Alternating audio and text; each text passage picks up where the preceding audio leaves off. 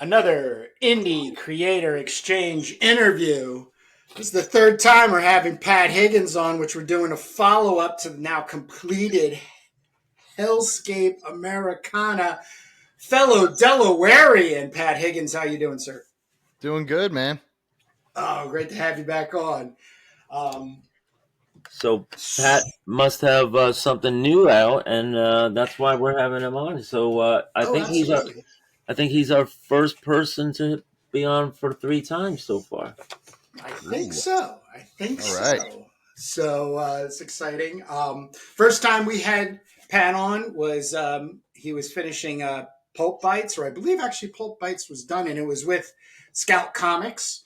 Just to recap, and then moving positively from Pulp Bites to Hellscape Americana, and it was originally to be with Scout Comics, of course. The whole gafuckle of them as a publisher. We don't have to go all the way back through that. Like I said, this is all in pre-recorded interviews with Pat. But Pat took it on his own. He did a Kickstarter, successfully funded, completed the book, got them printed and out. I was one of those backers on it, and I just saw Pat at the Wicked Winter show at our local hangout, which is the Tallyville Frame Shop. And the first thing out of my mouth was how well designed and packaged this is. So applause to you. But Thanks, Kurt. Jake, you there? Yeah, I'm here. Okay. So, right. I mean, we always talk about Pat's clean style, right? And so that really lends itself. I mean, like, holding lines, and those kind of like sharp points that you love to see. If this is the latest, this is building on. I mean, what's great about being a comic artist is that everything you make accumulates, right? And if you could keep stuff in print, it just only gets better, right, Pat? Yeah, absolutely. So is this is well more than 3 comics that you've made so far, right? Oh yeah. There's 2. Yeah. Right. Yeah, this is I think there was 80 pages, 80, it's either 80 or 84, I can't remember, of Hellscape, and then 120 pages of Pulp Bites. Then a bunch of other shorter ones before that. So yeah, got some pages down. Right, and so I'm just making Kurt's screen large now, so I can see it fully. I love this style. A lot of comparisons, I guess, to some of the great indie guys like Charles Burns, and I'm sure you hear that a lot. But the stories move right along. There's you're never skimping on backgrounds. You got different angles and views, so there's a lot of professionalism here in the breakdowns and the layout. The dialogue is easy to read. You don't have a lot of complaints that we see in a lot of indie comics that it's kind of like thrown together, different fonts and all kinds of stuff going on. So what do you think is different about this latest one, Hellscape Americana? That you're what phase are you in now of your artistic endeavor? I mean, obviously, I think it's better than Pulp Bites, just because it's hopefully we get better every time we make something. Well, we do up to some point in our senior year, then we start to jump the shark, right? That's coming, but you never know. Grandma Moses hit her stride when she was like 80 something. So yeah, I think any of this kind of stuff, whether it's comics, whether it's illustration, whether it's writing, anything creative, I think if you're doing it right, you're always learning something, and that's I mean, that's my philosophy that, you should always be learning something new and challenging yourself. And, you know, Yeah, I mean, definitely something I try to do. yeah. When I look at the first episodes of our podcast, and I look at the pages that we were doing back then, it we just developed into this much denser style. Not just like the shading and like how packed in the panels are, but just I mean, on the pencil side anyway, a lot more finished, and that was just within the same comic, which was Turbo number 2. So you can just have realizations like week after week, month after month, and it just puts you on a whole new direction. Pat, Yeah, go ahead. Pat, did you do anything different from Pulp Bites to Americana? Hellscape? Nothing specifically different. I mean, a lot of it was, similar process. Mm-hmm. Maybe a Because couple. you're blue lining digitally your pencils. You're printing them Right. out. You're hand inking them with Higgins ink. Right. And then you get those scanned back in, cleaned up, and then you're And then I do laying stuff, out. and there's obviously some digital effects in there too. Like you'll see in Yes, I see a that lot panel of that you got right there. It's kind of got a little Yeah. bit of light coming off that It's iPad. awesome. It's awesome. Because really is. there's certain stuff that you just can't. You're not going to be able to do it the same way analog as you are digital. Right.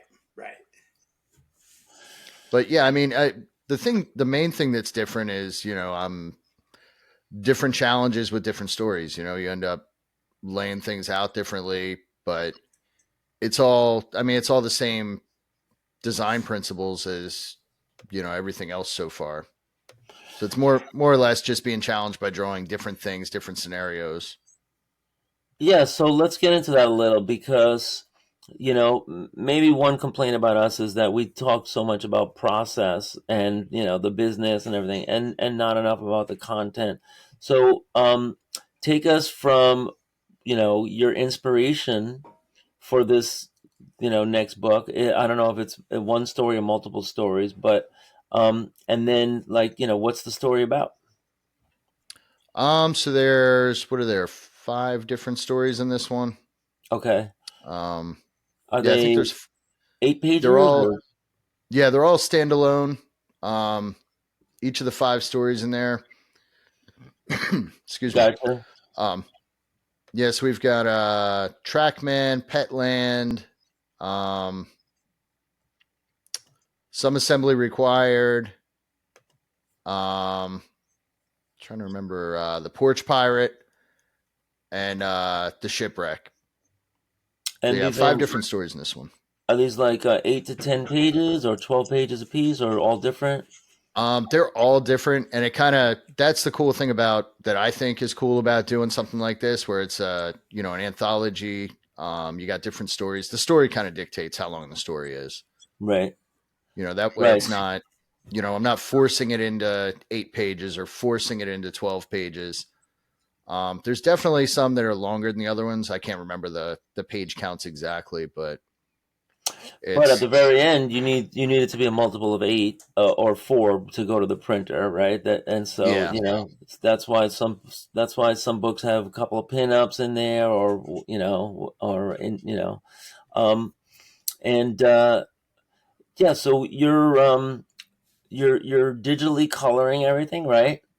Yep. But there is original art in here too. So there's no one theme that runs through these, or I mean, you have to give a title to the book at the end, right? Yeah. I mean, the overall theme is Hellscape Americana. I mean, that's the title of it. So it's pretty much just terrible things that could happen in our world. Like the thing that is, the overarching thing with it is that it's all like what if scenarios, kind of, like the one is like a what if where somebody's kind of hacking into a smart home. That one, the some Wow. assembly, that one's a what if about somebody that gets a flat tire, meets a creepy stranger in a parking lot, and the story kind of takes a 180. Right. Yeah, it was great. I love it. And it was a great story to like basically get you in because it's short. It's Yeah. it's bittersweet. Yeah, it was so good, so good. Yeah, and each of them I kind of made like a title page, cover page for each of the stories. Right. And you know, I mean, it seems to me that, you know, they read like, you know, Chamber of Chills, House of Horrors, Twilight Zone, right? They all Yeah. have these pithy endings and stuff. You know, sometimes there's a nice little surprise or a twist, right? There's, you know, the formula there is like, you know, introducing characters, situations, and then there's a build up, right? A Right. build up of the tension. Yeah. I mean, that's the greatest format ever. Right. And, you know, you're also very free and kind of like liberated because when you're sitting down to do your next one and your next one, you could do anything you want, right? You could Yeah. take inspiration. Oh, I saw a great movie; it really caught me, you know, and now I want to do something based on that. Or maybe you're researching, you know, like medieval castles, or you know, whatever wherever life takes you, you can do. You know, Yeah. you're not tied down to like a character and a series and a world and a time frame or anything, right? Yeah, that's what I like about doing the anthology thing. I was talking to somebody yesterday at a convention I was doing, and you know, that's the cool thing about doing the anthology stuff is you can kind of experiment a little bit from story to story. If I want to mess around with, you know, a different color palette, I can do that. Um, if I want to play around with different layouts, I can do that. So it's kind of like you got the freedom to play around from story to story. Right, but I do notice, you know, having you had visited us a couple times, is you do seem like you're staying in, you know, contemporary society, and like, you know, I Yeah. have I missed anything? Like, there's no like, you know, period pieces or you know, medieval or Sci-fi. barbarian. Yeah, Yeah, for the most part, it could happen now. Yeah, for the right, there's right, you know there's smartphones and current technology kind of stuff. right. Yeah, I it's mean, probably happening. It's probably happening somewhere right Yeah, now in the world. yeah. And I and think what you last mean? time we talked about you know Petland and Yeah. you know where I get my stories from and some Yep. what ifs and things like that. Yep. Yeah, and then you also have Americana in the title, so you're telling people, you know, this is slice of life stuff. Yeah, You know, this is a look at society. You know, and then it's also kind of like the escape of, you know, what could happen if you let your imagination go a little bit, right? yeah, yeah. Right. It's partly you know slice of life is a good way to put it. Slice of life horror, I guess. With Yeah, I mean, you know people love that, you know. I mean, how many times have you sat down to watch a horror movie and, you know, the setup is the same, you know? It's like, oh, a family is having a vacation in this house, right? yeah, So, you know, you know, and the Japanese, you know, comic culture really reminds me a lot of that, of just like the repeatability and then, you know, what you do with the variations, you know, what each individual does with the variation, but they want the certainty of, no, this is going to, you know, this is going to fit into something that I love and I sit down for every single time, right? yeah. Yeah. Yeah, I think I like the uncertainty about, you know, the Where reader things go, yeah, because kind of once never you do knows where that, it's going. yeah, I mean that, and that's also a great thing because you know it's like there's infinite variations on any theme, right? And where do you jump off from there? You know, that's what sets you apart. So you know, it's Well, the great. other thing too, just going back and applauding the design and layout and the creative construction of Pat's work is this is 99% people standing around talking. Yeah, There's exchange, but it never registers, Pat. It never registers because there's always some little detail, because once you get through the first story and you say to yourself, like, oh, I get it. These are those O. Henrys. They're going to try to get me. So I'm going to try to guess beforehand. But what happens is you start picking up, like, oh, look at the fish tank. So now my brain is like, look at the fish tank, you know? And then he's like, what the hell is that coming out of his neck? And you're like, oh, okay, well, what was the name of this thing called again? Oh, Petland. Okay. Well, where's the pets? I don't know.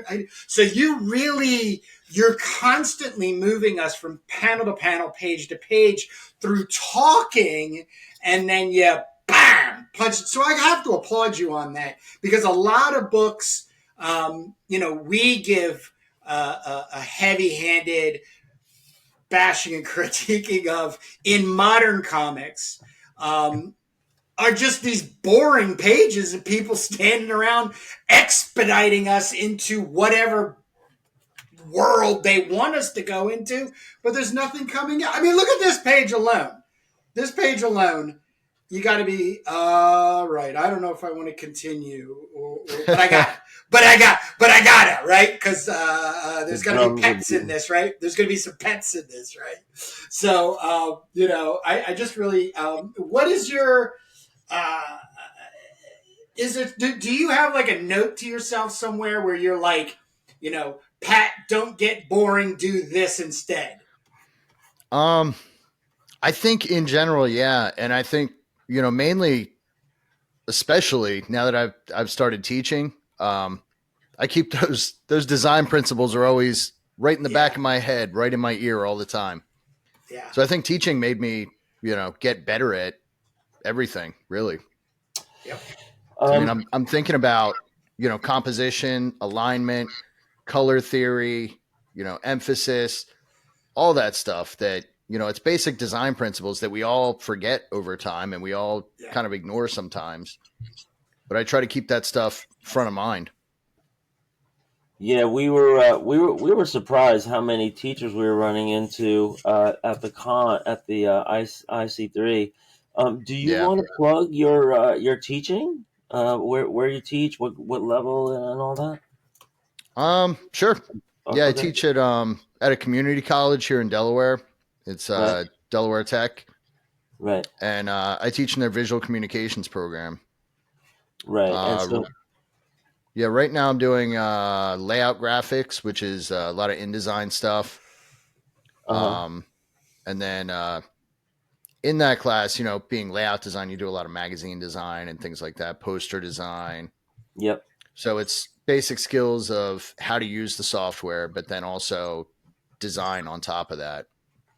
And I really encourage the students that, if they're more illustration based, to create their own illustrations for those pieces. Ooh, and if they're more photography based, take your own pictures for that stuff. Yeah. And so then, it's marketable skills, right? And then do you ever get to do like any kind of comic stuff with that, or is it all just like the kind of like the traditional publishing stuff that everyone's looking for? Yeah, we do a comic project that's actually half a semester. Oh wow. And that's in advanced layout and illustration. Okay. So that's a really cool one, because that's one of the final classes that folks are taking. So they're at that point they've kind of honed their skills a lot more, and we go over some comics, and they make their own 3-page comic. Nice. And what's cool about it is it's not focused on writing per se, because they've got a list of scripts that they can go from and create something new out of those. Right. And so that's good. How long have you been doing that gig? God, 2 years now. Okay. Yeah. So you're still kind of fresh to it. I mean, it's great to have, a working, professional, coming in and teaching the next generation. So have you shown them your work in classes? What's been the response to it? I mean, ew. Yeah, anywhere from that's gross to Oh, cool really? to and then some have the same reaction as my 7-year-old. Oh, Yeah. How about I'm reporting you? yeah. Oh, that's good. That's Yeah, good. so that's great. So why don't you can you run us through a couple of the setups to the stories in Hellscape Americana? Actually, can Oh, I segue? Because I'd like to segue some. I want to hear Pat's take on the Kickstarter aspect of going this. Like I said in the beginning, you had to take this on, self-publish it. Your publisher. There was that whole debacle and everything. But take us through the steps that basically gives us insight. So like maybe do's or don'ts. Success fails, that type of stuff when it comes to crowdfunding, Kickstarter specifically, Pat. Sure. I would say my number one don't for next time is don't put the Kickstarter together until I'm completely finished. Because we hear it that one ended a up lot. taking longer than I wanted to. Yeah, Right. And but I tried to make up for it. Nerve-wracking. I tried to make up for it with everybody just because, hey, I promised one date. It's taken longer than I thought. Let's make it up by making the book longer. right. So I did a couple things. I sent out like a zine to everybody that backed it as like a, hey, thanks for your patience kind of thing. Yeah. Yep. That's So nice. it's like, just a Yeah. little, and that totally fell apart. That one wasn't stapled, I guess. But You got another one with staples? that one, yeah, this one's stapled. So yeah, Hellscape Americana is coming. Little message in the front. Yep. Some unreleased Great move. and just unused kind of art inside of it. Some of it was from Inktober. Some of it was from projects that never saw the light of day. Some of it was different versions from illustration jobs. Yeah. And then in the back, I had some. I don't know if you can see that. I penciled out a hand with extra fingers and a middle finger. And it was an anti-AI message that I would ink. So I inked that in each one of them. So please enjoy this non-fungible human-made token of my appreciation. It's made out of real ink. Seriously, try to smudge it. So that was one of the things I did. The other thing is actually on the story that you're on right now, Kurt. Yeah. The shipwreck. So that's one I did a couple of years ago. And I actually changed the format of that. Oh. That was originally I think it was a 9x9 square book. And it was a lot more pages, so it was a lot slower paced. And I kind of reformatted it to fit in this, standard comic size format. As again, kind of a, hey, you waited so long. Let me give you some extra stuff. Right. And right, that's not your usual kind of formula, right? On that sequence. Right. Good.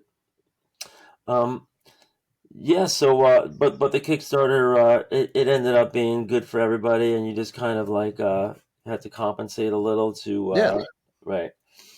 And a little late, but we made the numbers happen, and everybody got their books. Right. I think I've actually got 2 in front of me that haven't gone out yet, and that's because I'm still waiting on addresses. Commission. I've got 2 of them addresses. that I've been emailing the people like, hey, if you want your book, What's your address? give me your address. Wow, that's so odd that they don't. That's one of the weird things about crowdfunding. Kickstarter, like they try to give you like a lot of assistance, but I think some of the common sense stuff, like if you're going to log in, like create an account, no matter what, if you're a creator or a buyer, I think the all your vitals have to be in the system. So your phone number, your email address is verified, and your address, because you're going through the pain. I had it in every Kickstarter I've done, which I think has been 3.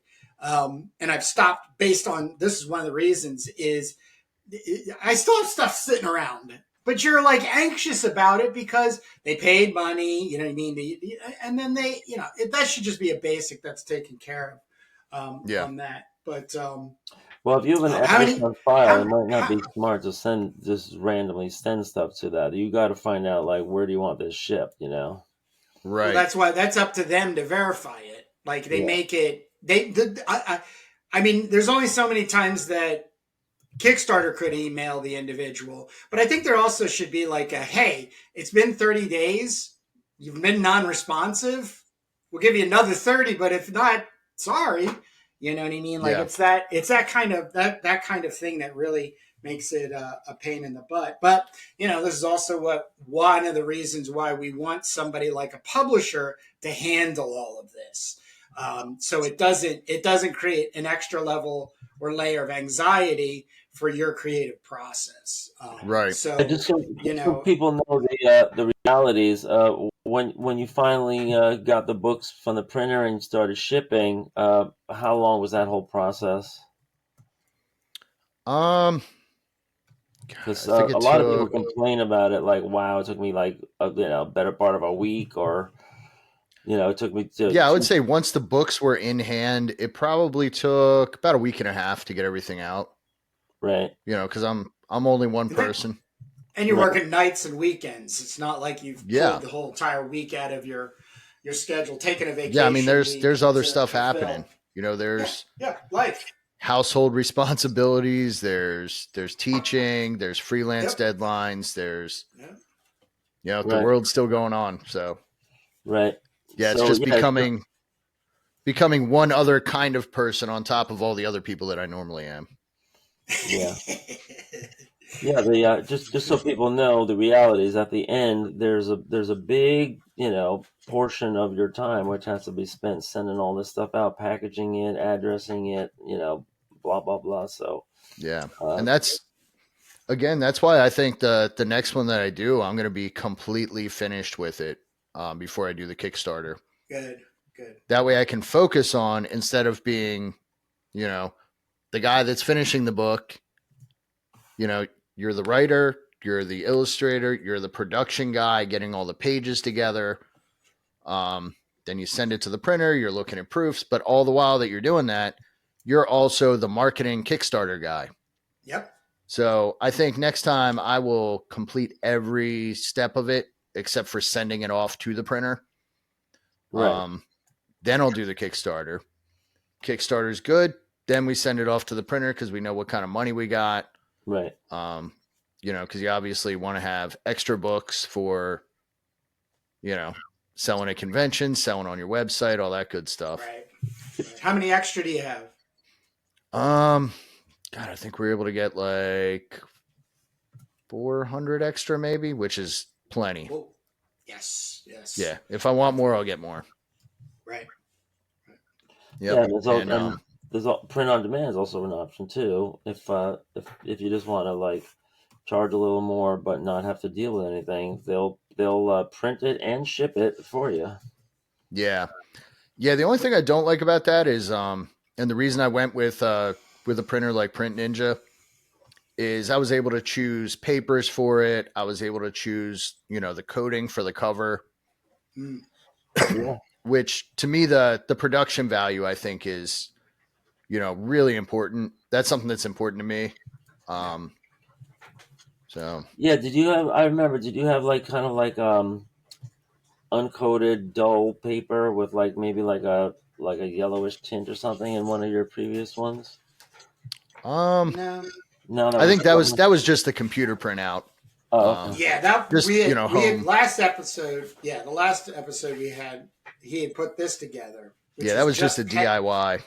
Yep, which was right, great. okay. But for this one, I did interior was, God, I can't remember if I would have thought about it, I would have saved all the info, found it for today. But I think the default on these digital printers is like 80-pound interior, and then you yeah, can do a gloss or coated or uncoated, and I think we did 80-pound mat for the inside, or 100, might be 100-pound mat. right, okay. And I then remember. for the cover, I remember I can't remember the weight of it, but it was heavy, and then we did a matte coating on it, which gives it that like Yeah, I love kind of the plasticky, not plasticky, but like super Glossy. smooth, almost like silicone type feel to it. Yeah, it's the glossy feel. PVC. It belongs in a bookstore. Belongs in a It's a bookstore, right? Yeah. That's the connotation. Yep. So, yeah, great. So, yeah, if we have time, Kurt, I don't know if we have time, but can we get into a little bit of the stories that are in there Oh, and the new absolutely. one? Yeah. Absolutely. Yeah. So, what's one or two of the stories in the new Why one don't we that? go through Porch? You want to go? Yeah. Is there one Yeah, we can particular? do. Because I have not done any ending reveals to the best of We my can knowledge. do So I've Porch just Pirate. been. Let's do Porch Pirate. Okay. So Porch Yeah. Pirate was one that was supposed to be in Pulp Bites. That was supposed to be one that was in Pulp Bites Volume 2, but we had the whole thing happen. So that starts out with the concept was, what if something shitty happened to one of those people that steals packages off people's porches? Right. So what God could forbid. happen? Because in some cases bad things happen to the people whose packages get stolen. Right. So in this case, it was there was an older couple, and it was the guy's medication. He's the husband. He's on hospice and getting this medication, and he's pretty much dying. His medication disappears again. Some junkie kid stole it. Yeah. So the guy's kind of dying in his living room because he didn't get his medication. Let's see, where does it go after that? Oh, then he dies. You don't want to give away the final twist, but that Okay, but the that's a old good- man dies, and the wife is not happy. right. Yeah, this is Okay. a good one. And antics then there's- ensue. This is a pretty decent. That's There's a some- cool setup. Yeah, look, we have so he dies because there's like 6 pages just in this part of the scenario. So keep giving us. Yeah. So then the wife gets very upset. She's been widowed by a porch pirate. They put in a one of the doorbell cameras, and they catch this kid. The kid sees her sitting on the porch, and oh, I'm sorry, what happened to your husband? And she's like, mumbling, I know it's you little shit, or something like that. Right. And then these strange people start coming to the widow's house, and they start doing some kind of wild voodoo stuff. While they're in there doing the wild voodoo stuff, this kid steals another package. He just can't help himself. Then he's in his house watching Jerry Springer, and as you do after you steal packages. Yeah. And then the mom's like, "Hey, what are you doing?" She takes the package. This crazy stuff starts coming out. Her face melts off. She gets possessed by some kind of demon creature. Right. And Goes after him. Karma sets in. Karma catches up. Yeah. And then the widow is sitting there watching Jerry Springer, and I love that. and she's the closing line is she's holding his severed head and says, "Fuck you, Jerry," because that was also the name of the porch pirate. That was Yes. So it kind of goes from all the Very witches clever. chanting. Jerry, It goes from the witches Jerry. chanting Jerry, Jerry, Right. to when he's in his room and you hear Jerry, Jerry on the TV. Yep. So It's really well done. So I'm just going to guess, but I see in my Instagram, TikTok feeds now they have all of these like Porch Pirate, ring cam videos, and some of them get their just desserts, and some of them, So was that inspired by this trend now of ring cam technology, just putting on display what's going on these porches?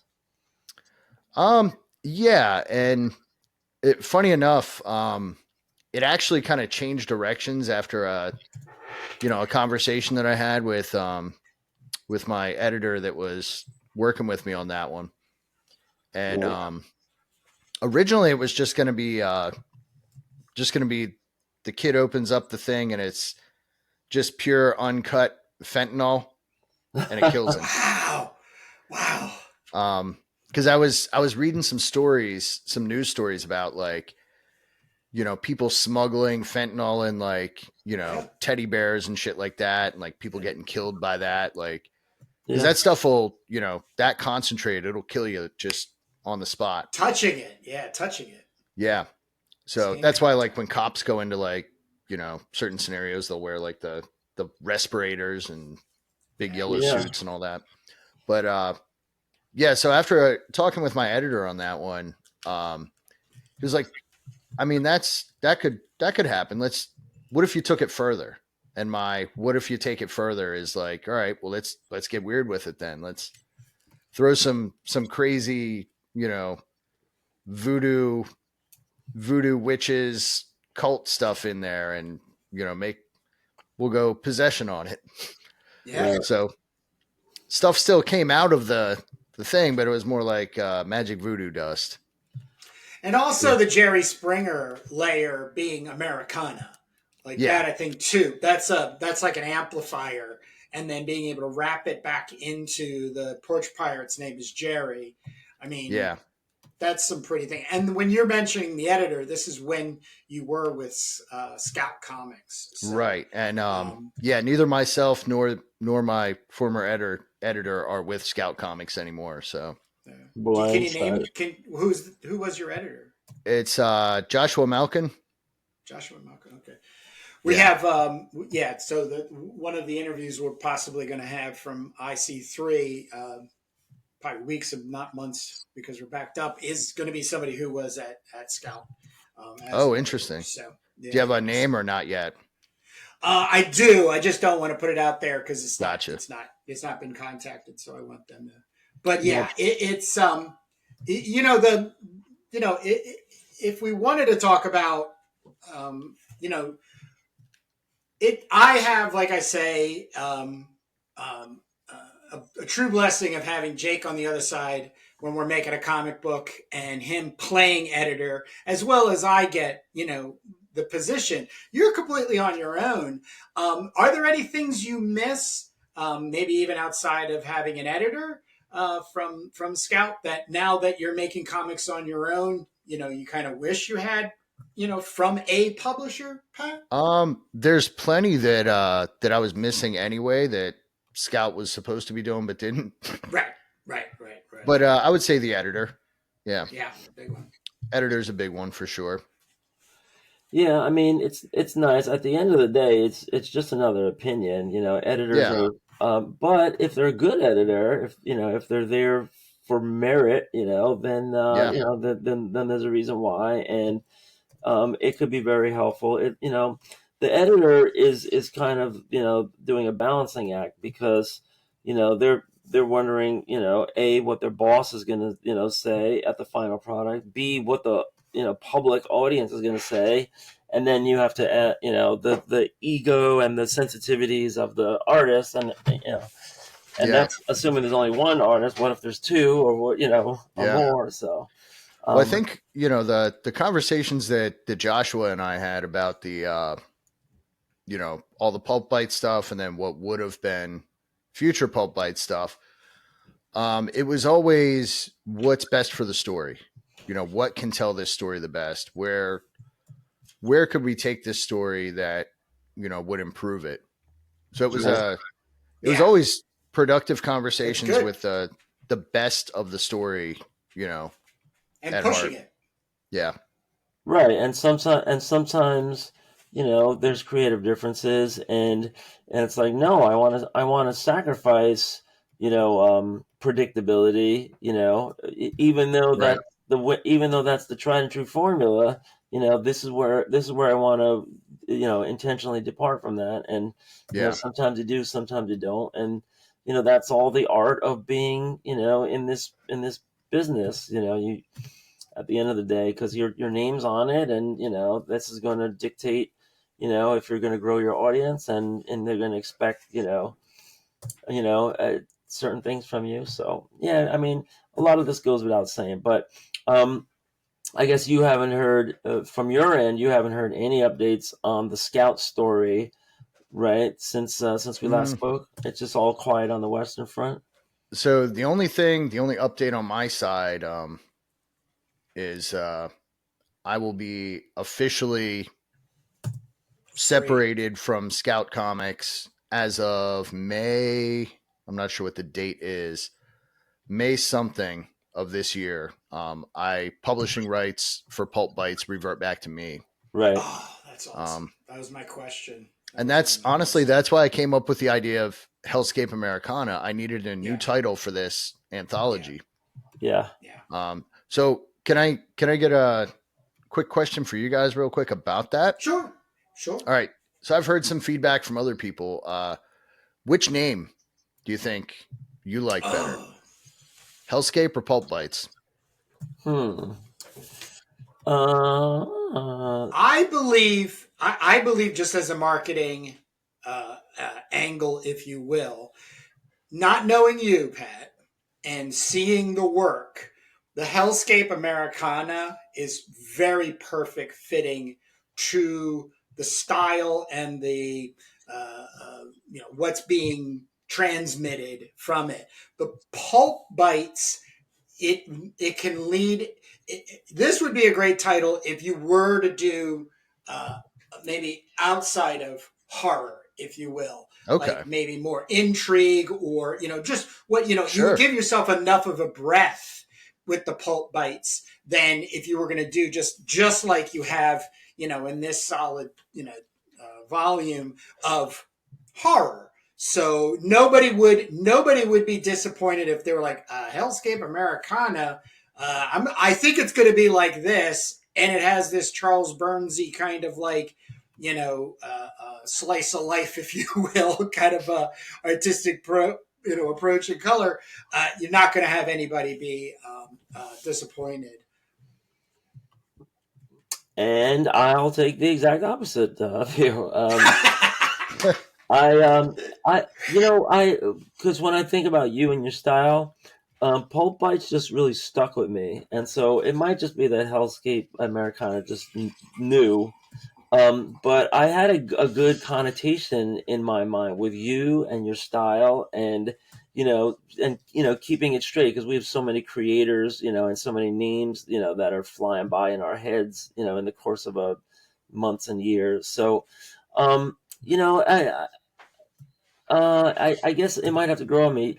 Hellscape Americana also to me implies a little more kind of like, I don't know, demonic gore than maybe your stories deliver on average. But that might just be some of my tastes in like horror music and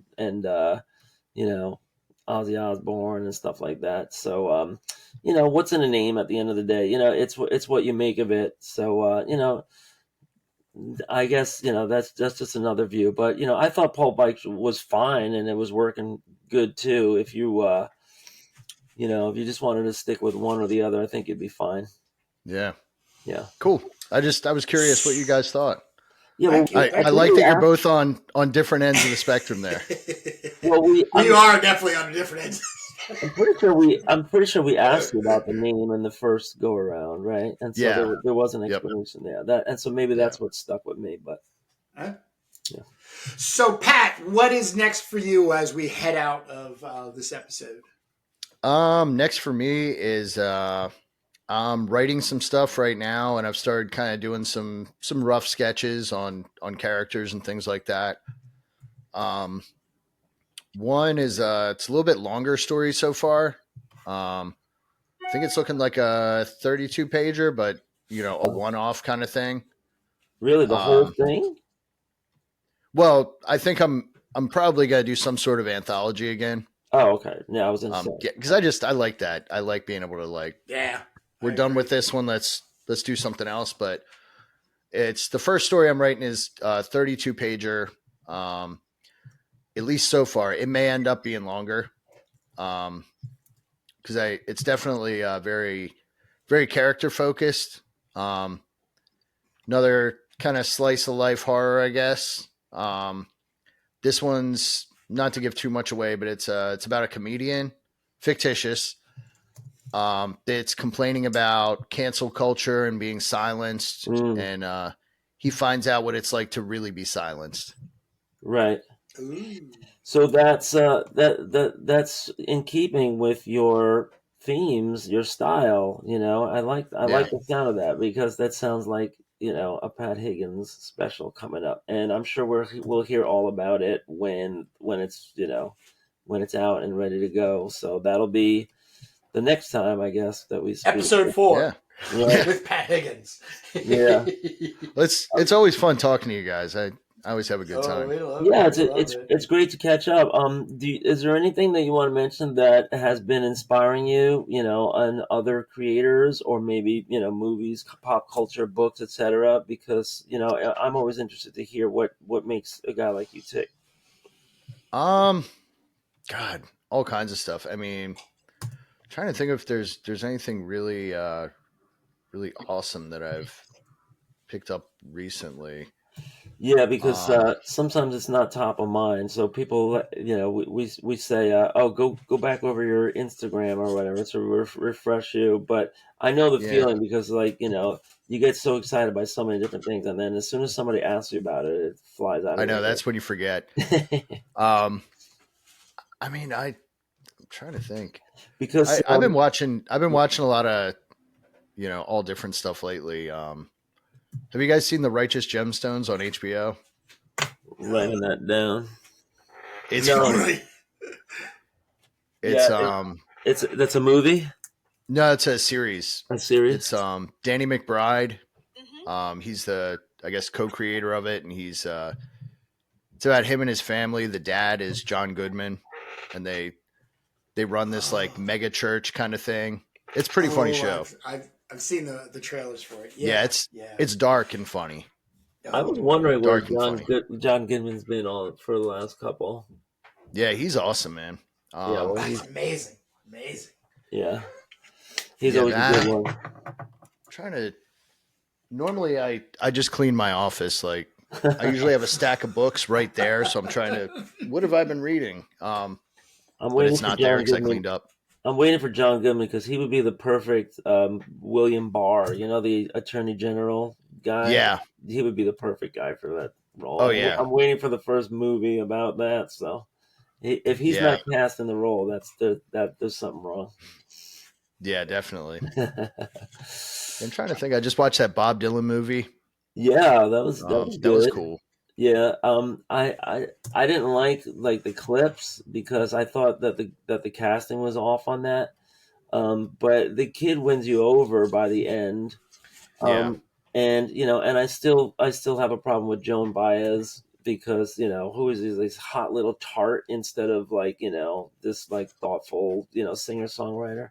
Yeah. But that's probably the studio saying, "Look, we got to get a little, action in here." Younger generation, right? Nobody cares aged out. We've aged out. They're not making the movie for you and I, Jake.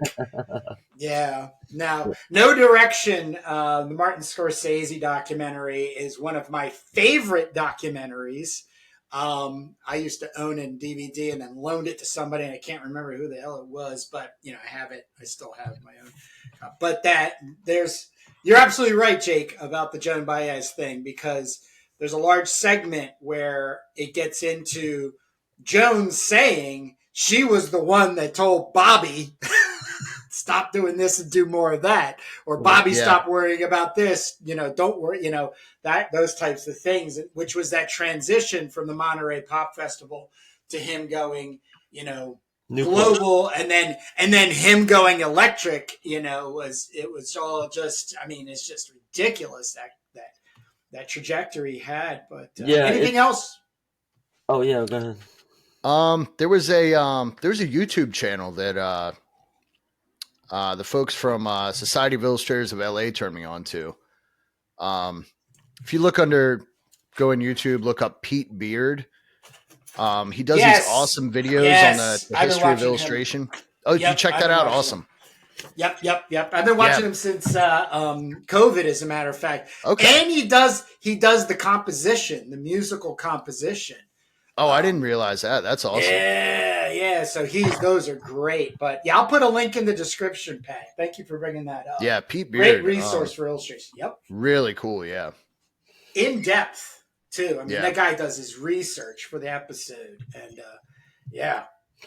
Yeah, so this is our inspo segment, and it's great to hear and just kind of like see what's in your path, because we want to hear all the good stuff too, and get turned on to it. So a lot of cool things, come out all the time, and you forget, when it's time to recommend something to somebody else. That's why, I mean, this is what social media is supposed to be for, right? Like a whole timeline of things that you come across that are worth, sharing and turning other people on to. But Yeah, instead, we absolutely. just see cat videos. So, what are you going to do? Meow, Right? meow. Yeah, I've been watching a lot of cat videos. That's Me my main too. I my got main caught inspiration. yesterday. And monkeys, cats and monkeys. I just found a great video. I'll put a link in it. Just kidding.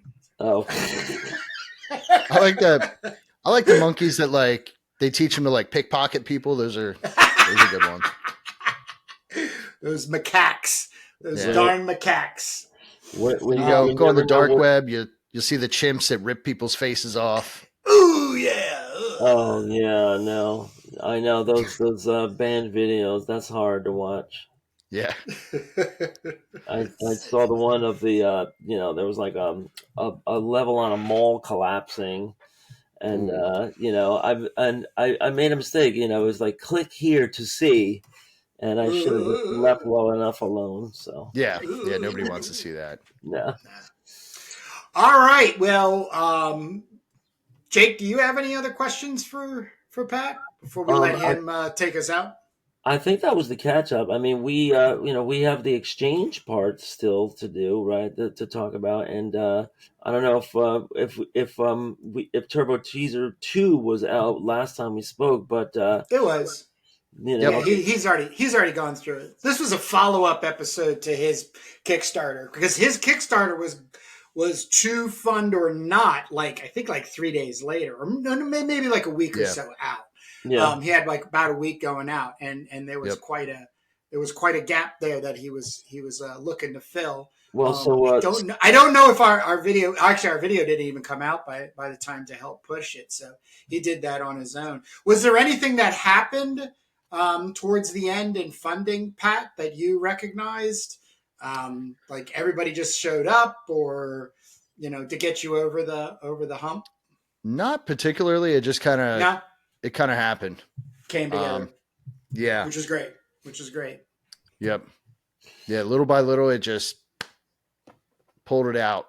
But yeah, right, my biggest thing from that is just next time I'm gonna have it completely finished before it's time to launch, yeah, Right. and hopefully, I don't know. I want to say I don't want to set myself up too early, but maybe fall for the next thing. All right. All right. Yeah, that's plenty of time. Yeah. working hard. Well, you definitely lapped us. We don't have anything. I mean, we come out with Substack installments every week, but we don't have anything since the Turbo Teaser 2. And we are We making need lots and lots of art, but we haven't packaged it into anything yet. Turbo Teaser 3. Working Well, on it. we were just Anthology style too. yeah, All we right. were just talking about reprinting it because we ran out of copies. I only printed 40, and Kurt I think did 40 or something. But Yep. yeah, we're gonna have to do a 2B because we need some more copies, and I'm probably just gonna tweak like the cover a little bit on the brightness, darkness, and stuff. So I guess that'll be in lieu of something new coming out. Cool. Keep them in circulation. But Yeah, yeah, definitely. and you're doing some cons. Anything you want to plug as far as big cons coming up? Probably. So when's this coming out? A couple About a weeks. week. About a week. Week or so. Yeah. Okay. Yeah. So I've got the Brooklyn Independent Comics Showcase coming up. Is that That's outdoor in. thing? What's that? Is that the outdoor one? It was outdoor last year. This year it's indoors. Okay, yeah, I wasn't sure if the outdoor was the best thing because it was like freezing cold and the wind kept whipping everything around. That's what I heard. I talked to a couple buddies yesterday at the More Comics Expo that did Brooklyn Independent Comics last year. They said it was awful outside. It was awful outside, but the idea was good, and it's kind of similar to the IC3. You have a lot of independent creators, Yeah. and there's none of you don't see all. I saw a couple of Marvel and DC alums, and but for the most part, and Brooklyn is a very kind of like creative zone there. So Yeah. so Yeah, I'm looking forward to that. I think that'll be a good show. right. How was What's the date on that? So I didn't get a chance to ask you guys about IC3. So how was that? It was I amazing. Best show ever. Awesome. Best show ever. Yeah, well, all indie, all the time. It was a great show, but they also had these great hangout opportunities. They had the drink and draw for 2 nights, and that was a lot of just like getting to know people and catching up. And so Kurt really filled up our schedule because we did the indie creator exchange with so many people that were now backed up for weeks and months. So Awesome. it was good. Yeah. And the sales were good. The crowd was good. Yeah. A lot of people said they had the focus was 100% on us as creators. And even in my back playing, just remembering and stuff, Jake and I ended up with an extra table because there was a no-show next to us. So obviously cool. Jake spread it out. And so we had a lot of he had a lot of poster level art print wise. I have a huge banner for Crumb. And then I have a stand-up bookcase with all my books on it and stuff. But we were in a small room on a landing going up to the main hall. But I just want to say again, I just felt like we had like a more connective encounter with people, like coming up and looking at our stuff, and then either Jake and I saying like, well, Jake and I do this thing every Sunday. It's called Making Turbo Pit Fighter. And people go, oh my God, that's where I saw this stuff. So whether they were actually subscribed and following us, there was still that YouTube media going imprinting wise on their brains. And then they would just kind of and then all hell broke loose. Oh yeah. And they were just, they had this great thing. Awesome.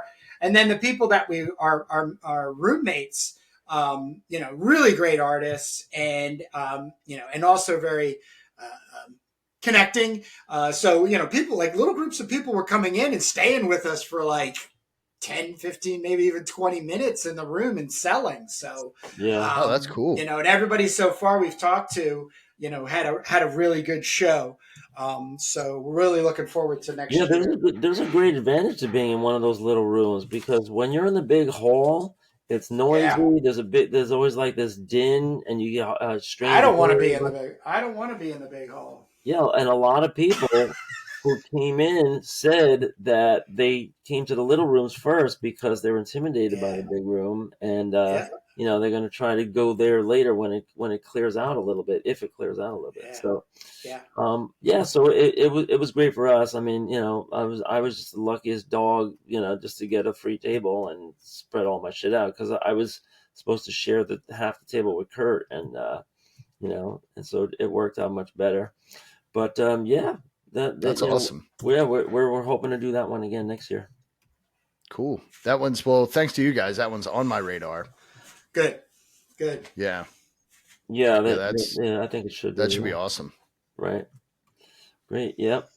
It's got a lot of growing. It has a lot of growing to do, and they have a YouTube channel which is called Indie Creator Comic Con.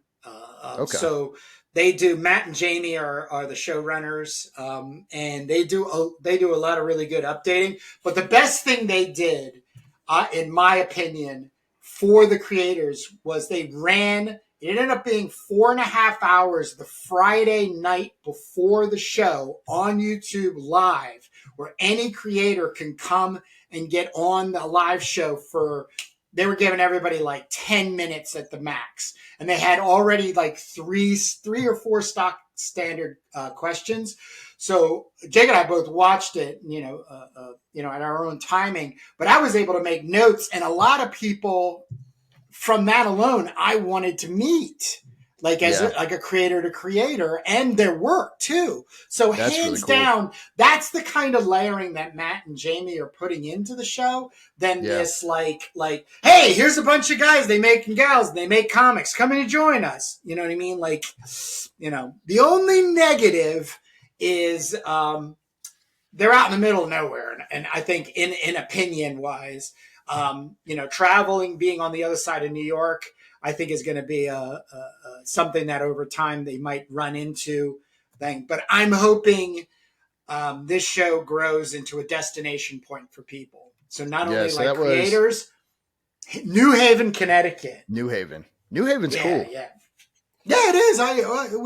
They had Jake's Falafel Man there, so that was the winner. The original location. But being at this is the second one, and being at the beginning, it's really exciting to be able to grow with a show like this. So yeah, and yeah, I'd like to see him find more. Yeah, definitely on my list for next year. And SPX. I don't know if you guys put in for the lottery for SPX. That's how the only way to get a table. But that show has always been successful for me when I've done it. Just because it's, again, very, very creator focused. You know, it's not it's concentrated too. It's not cosplay and pop culture. It's right. People are there for the books. Wait, so I put in for the lottery. They're not there for the cosplay and the plushies? No. Oh, wow. There is not. Holy gee. Okay. Because they have the big Brooklyn Con is also announced, and that's, that looks so obnoxious and expensive that I don't even want to bother. Yeah. And it's a shame because Brooklyn is this great destination for creatives, but you got to go to the little indie con instead. So. Yep. Yeah. Yeah, I think those indie cons are the best. Like SPX in Bethesda, Maryland. You've got PCX in Philly. That's a relatively new one. Partners and Son put that together. Yeah. And then we'll see how Brooklyn Independent Comics Showcase goes. Yeah, well, now that we have our teaser in hand, and we can go promote that and promote our podcast. But for us, the really big moment's going to be when we finish Turbo #1, and in all of its 28 pages plus covers. I think it's going to be a 32+4 book, and taken so long to make, and and then we have the podcast, that goes with it. So I think that'll be our big debutante moment. Awesome. So you guys are getting there. Oh yeah, we are. There's Slow no but steady. Yeah. There's no reason to get worked up. And Jake and I actually had a lot of time to be able to talk about that because a lot of people give us a little bit of grief.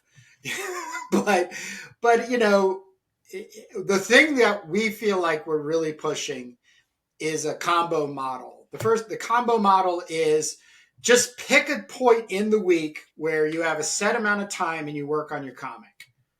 Exactly. Right? And if you want to if you want to put it on live, or you want to record yourself or do an update, do it.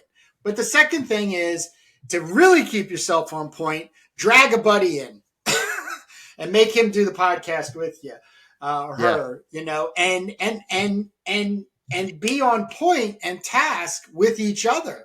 Like our episode we just recorded, that was a lot of follow up to like, all right, we have things outstanding, Jake, where are we at? He coming back at me, and we got to make decisions. Let's pull it, and you get moving. So we feel the movement, and I'm very proud of it. We're heading into our third year, April. Yeah. So April will be our third year at this, and So Kurt keeps telling me, "Don't worry about the comic, Jake. It's about the podcast." That too.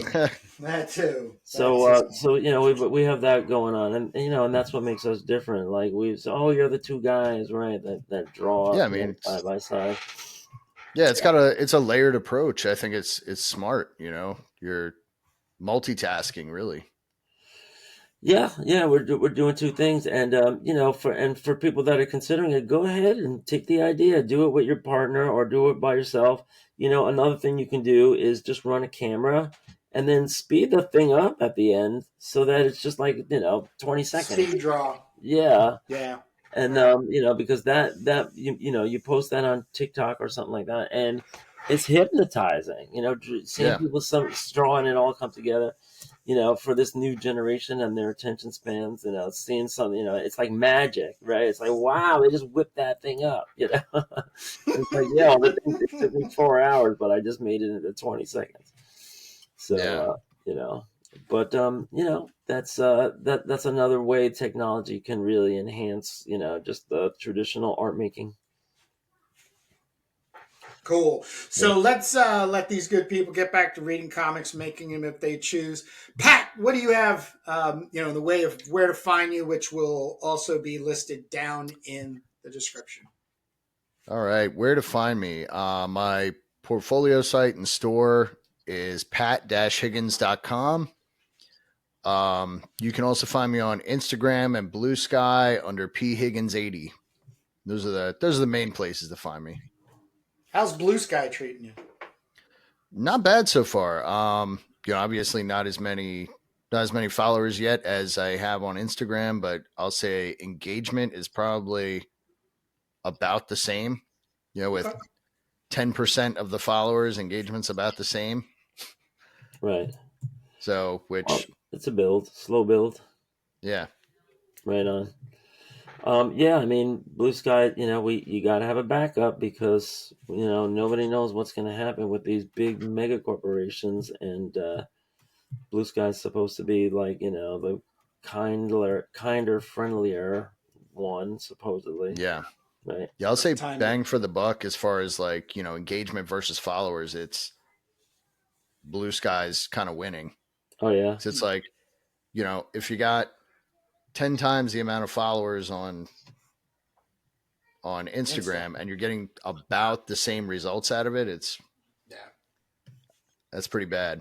Right, right. Or pretty good for Blue Sky, whatever. Yeah, it's also interesting, to find new people. Once you've been on these other platforms for a while, it gets kind of stale. So yeah, cool. All right, well, I have to get going myself. So all right, Kurt, if you want to do the honors. Yeah, no, we are still making our way on our regular channel, which is our Making Turbo Pit Fighter. We do it live, getting started every Sunday around 10 a.m., lasting about an hour or so until we have our long list of fantastic creators, indie creators, just like Pat.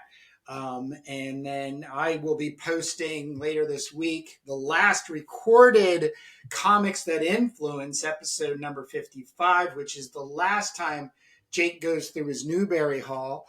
But yeah, if you're on YouTube and our channel and watching this, thank you. Go ahead and like, subscribe, and all that kind of fun stuff. And as we tell all of our guests, we're not one and done.